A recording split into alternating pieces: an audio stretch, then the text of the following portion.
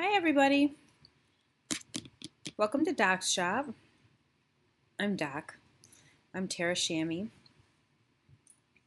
Um, this is a little video tutorial about a product I made just to make the structure of teaching literature easier, and these are just all of the anchor charts that you might need. When I first started teaching ELA, I didn't really grasp the concept of the anchor chart, but this really helped me in my classroom to keep focus. And so I did anchor charts for all of the narrative or the literature, reading literature standards for Common Core.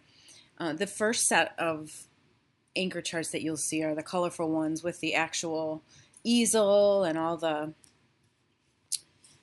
bright colors that go with it, but they aren't as exactly printer friendly. But I have a printer friendly version that you'll see at the end here. But each one just kind of takes each of those standards for the Common Core and it breaks it down. It dissects it so that as you're teaching it to the kids, it gives you some structure so that you know the parts and the things that they need to do in order to understand plot or understand character traits and what they are.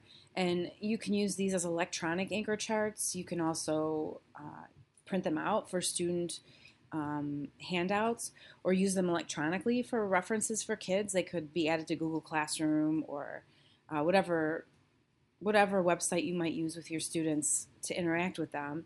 But they could use these collectively, sort of like a text, because it takes each one of the standards for reading literature and it breaks it down so that students can see what are the things I need to be able to do with this piece of literature. This one is point of view, and so it compares the difference between first and third person, and that also overlaps into your writing lessons. So each one of these will just represent not necessarily one specific standard, because some of the standards have 2 or 3 anchor charts that go with them, because once you pull them apart, there are different aspects to each standard. So there's going to be more than just the 10 standards that the Common Core has for reading literature. That was the figurative language one, which you'll find in pretty much every grade level, both informational and narrative. Looking for context clues, and hopefully that provides the structure of getting started on your lessons. And so also in this product, I made more printer-friendly versions of each of the anchor charts, so that you didn't have the easel connected to it.